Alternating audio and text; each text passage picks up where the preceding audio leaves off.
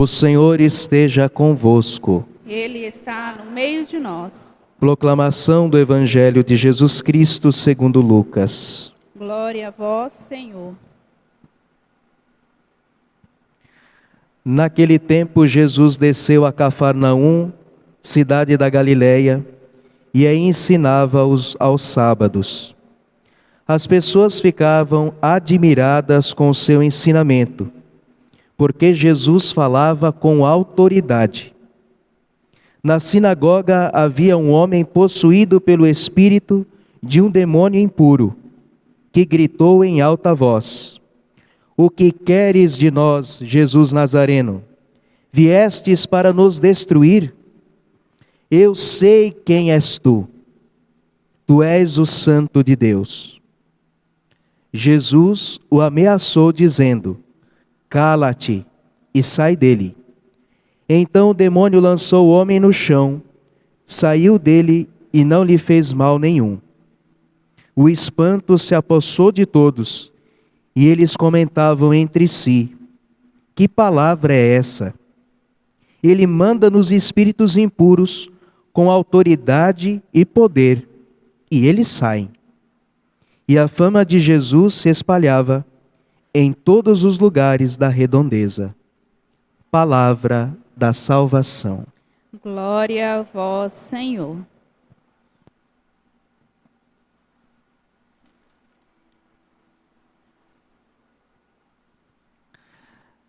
Caríssimos, a liturgia que nós ouvimos hoje nos dá a oportunidade de fazermos um ensinamento sobre um assunto que já faz tempo que eu gostaria de dizer. Já tenho dito em outras linhas sobre isso, mas não diretamente. Mas hoje surgiu a oportunidade pela própria liturgia, porque eu gosto de seguir bem o andamento da liturgia. Mas hoje nós vemos claramente, tanto na primeira leitura como na Sagrada Escritura, a necessidade de compreendermos que existe uma batalha espiritual. Ou seja, está aqui bem claro no Evangelho que nosso Senhor Jesus vem não para pregar contra a fome, não para pregar sobre saneamento básico, não para falar de igualdade, como alguns pensam, mas essa palavra nem existe no Evangelho. Mas nosso Senhor Jesus vem para nos salvar.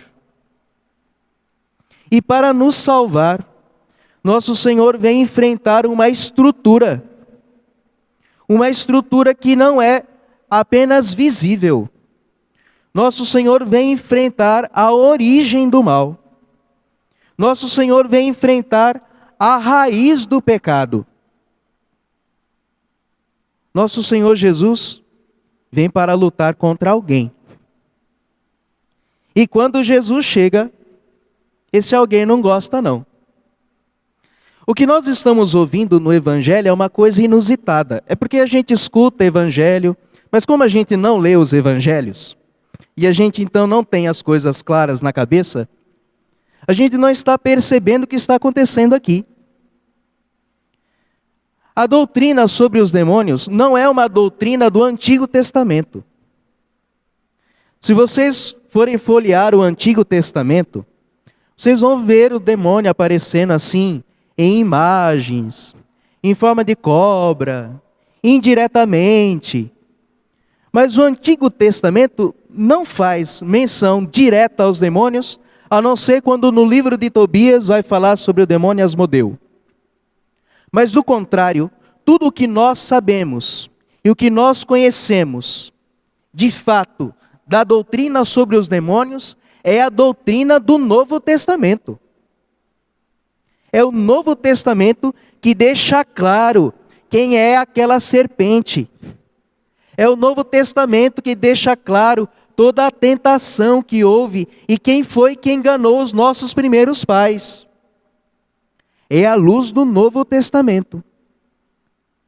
Quando Jesus chega, existe uma reação diabólica que não acontecia antes. Os fenômenos dos exorcismos de nosso Senhor Jesus são fenômenos do Novo Testamento. No Antigo Testamento não há nenhuma menção de um exorcismo.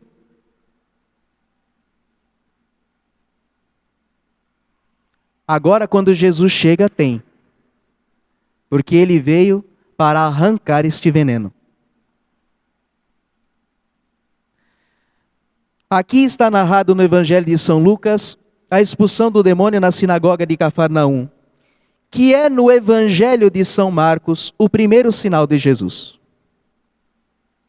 No Evangelho de João, o primeiro milagre de Jesus é a transformação da água em vinho. Mas essa é a ordem de João.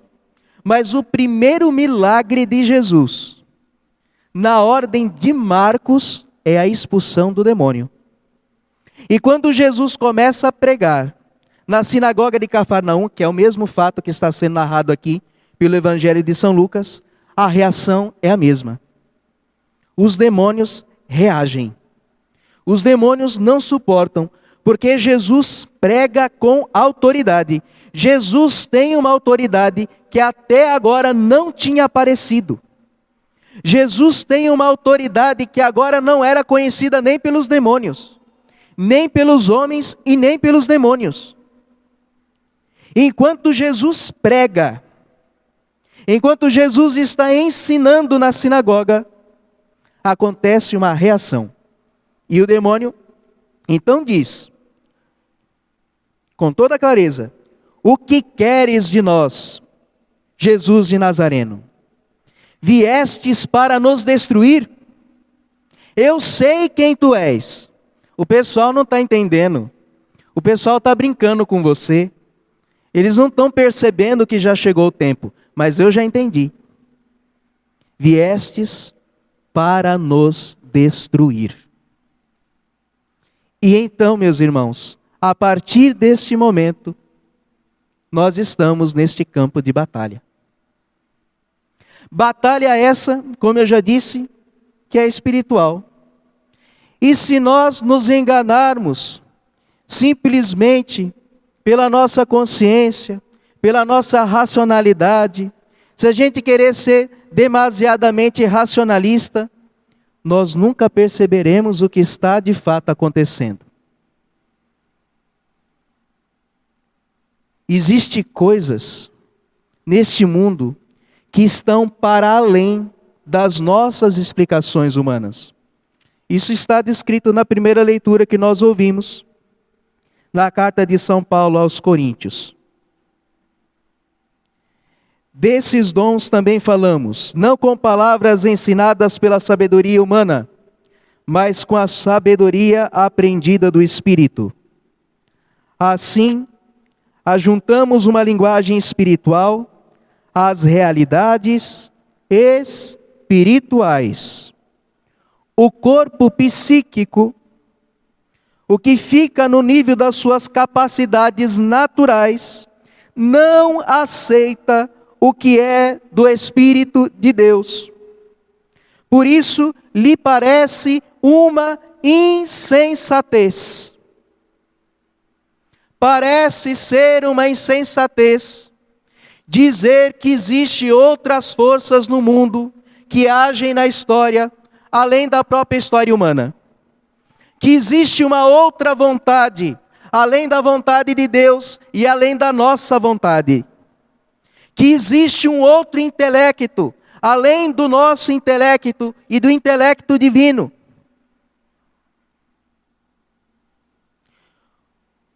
Por isso, lhe parece uma insensatez, e ele não é capaz de conhecer o que vem do Espírito, porque tudo isso só pode ser julgado com a ajuda do mesmo Espírito.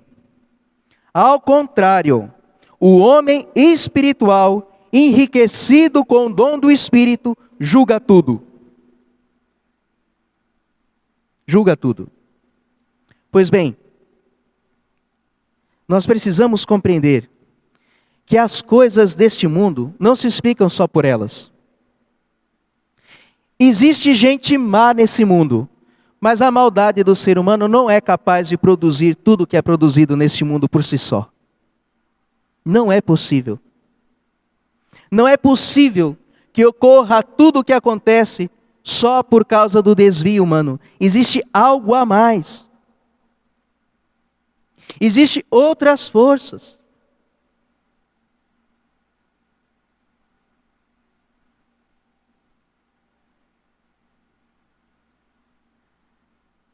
Agora vamos entender como é que isso funciona. Porque é o seguinte: existe uma batalha espiritual. Mas às vezes a gente acha que a batalha espiritual é assim, né? Tá lá São Miguel com uma espadinha assim, e tá lá o capeta com chifre, com um garfo assim, e tá o São Miguel com a espadinha, e o capeta com o garfo. Aí eles estão brigando um com o outro, aí o que enfiar a peixeira primeiro no outro vai pegar o seu colarinho, e um vai te levar para o céu e o outro vai te levar para o inferno. Não é assim. Isso é bobeira. Não funciona assim. O que vai te levar para o céu, em última instância, não é o seu anjo e nem o diabo. O que vai te levar para o céu é a verdade de nosso Senhor Jesus Cristo. O que te salva é a verdade do Evangelho que Jesus trouxe. Por isso que o demônio está arrepiado. Porque Jesus chegou com o Evangelho e está pregando a boa nova do Evangelho. E o demônio sabe que agora a salvação chegou. Então, como é que faz para perder você? Vou ensinar para você como é que faz para ir para o inferno, para ver se você não vai. A gente acha que o trabalho do demônio é só botar coisa ruim na cabeça. Ele também faz isso. Mas a grande artimanha do demônio é não deixar que chegue certas coisas na sua cabeça. Que chegue certas verdades. Porque se você conhecer certas verdades, a sua vida muda. Se você conhecer a verdade de Cristo sobre você e a sua história, a sua vida muda. Conhecereis a verdade vos libertará. Evangelho de João, capítulo 8, versículo 32. O inimigo sabe que quando você conhecer o Evangelho de verdade, você será liberto. Portanto, o trabalho dele é fazer de tudo que as ideias corretas não entrem na sua cabeça. E você siga a Deus do jeito que der na sua cabeça, fazendo o que você acha que você precisa para se salvar, fazendo o que você acha que você precisa para merecer o céu. Enquanto isso, você estará deixando de fazer e de conhecer o que realmente você precisa conhecer e fazer. Portanto, a guerra do inimigo é no âmbito intelectual.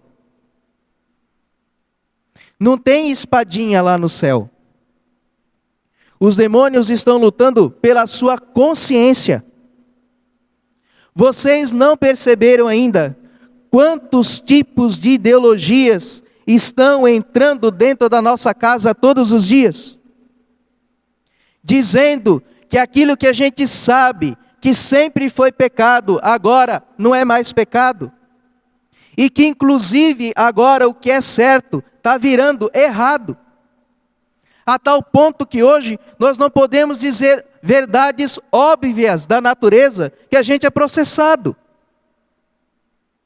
Vocês não estão entendendo que existe uma guerra pela verdade e pela mentira.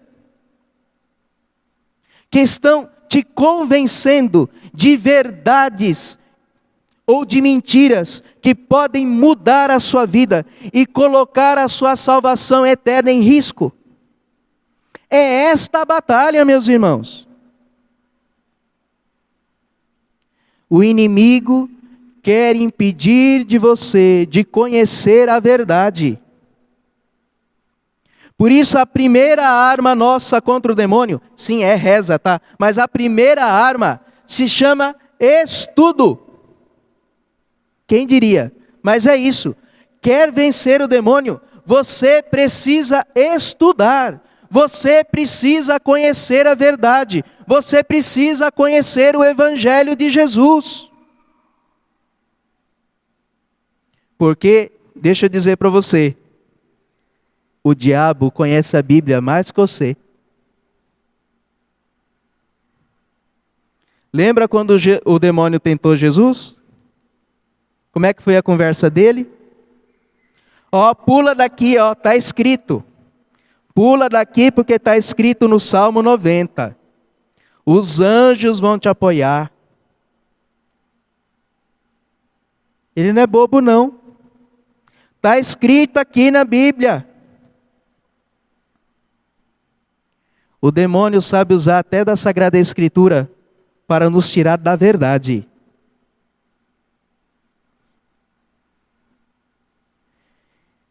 Se nós queremos entrar nesta batalha, nós precisamos proteger a nossa cabeça. Nós precisamos conhecer, repito, o Evangelho. Nós precisamos conhecer o catecismo. Nós precisamos conhecer a nossa igreja. Meus irmãos, nós católicos não sabemos dar explicações da nossa fé. Qualquer argumento que alguém chega lá e diz, a gente já está desbaratado e não sabe mais responder ninguém. Que dirá viver? A gente não responde uma pergunta, que dirá viver? Primeira batalha, nós precisamos estudar. Gente, é obrigação, neste tempo, todos os tempos, mas nestes tempos em que estamos vivendo, nós precisamos conhecer a verdade. Nós precisamos saber das coisas. Nós precisamos entender das coisas de Deus. Nós precisamos entender de Bíblia. Nós precisamos entender de catecismo.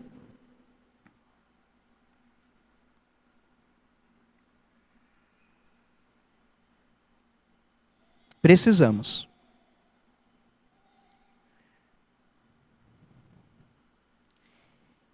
Segunda coisa, nós precisamos nos fortificar espiritualmente.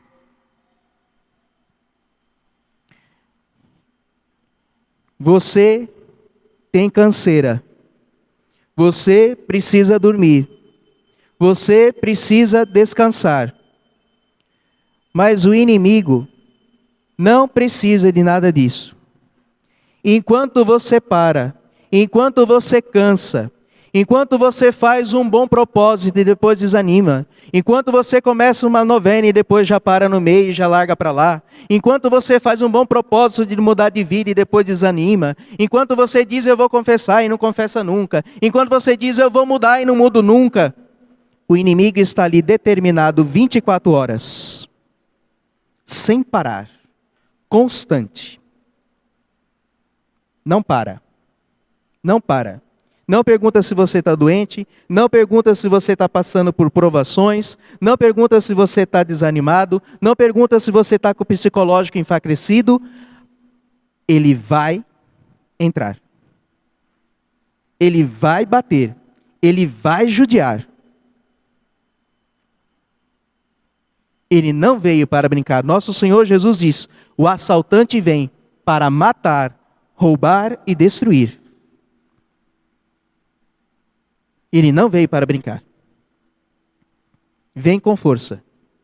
E se pudesse, atentaria até contra a nossa própria vida física. Faria. Não faz porque Deus não o permite, mas faria.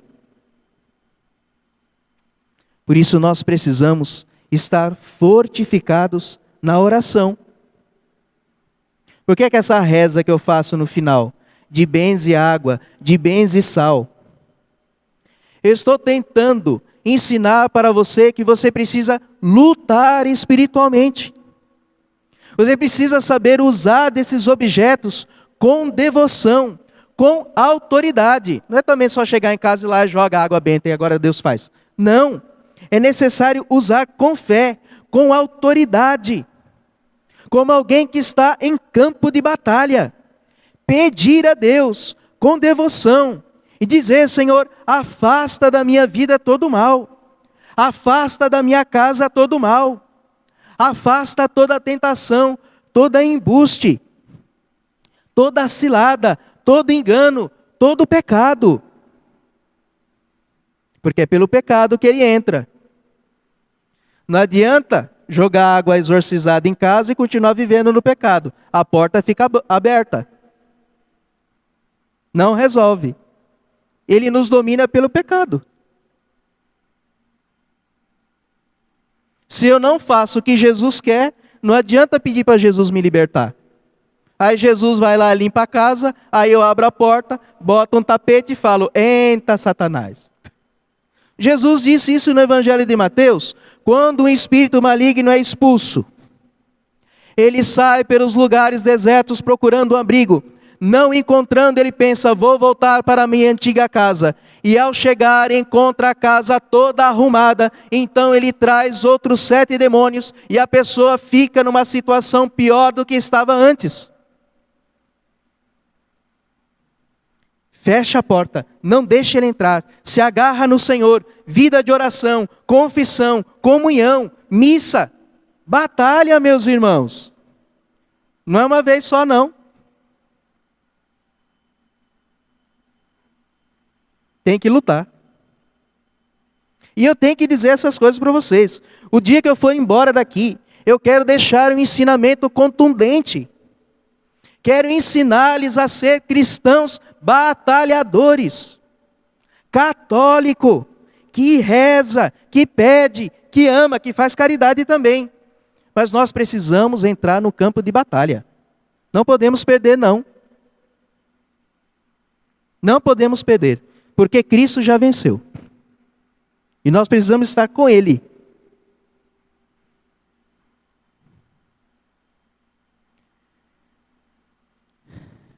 Eu quero levantar nesta paróquia um povo que clama a Deus aos céus.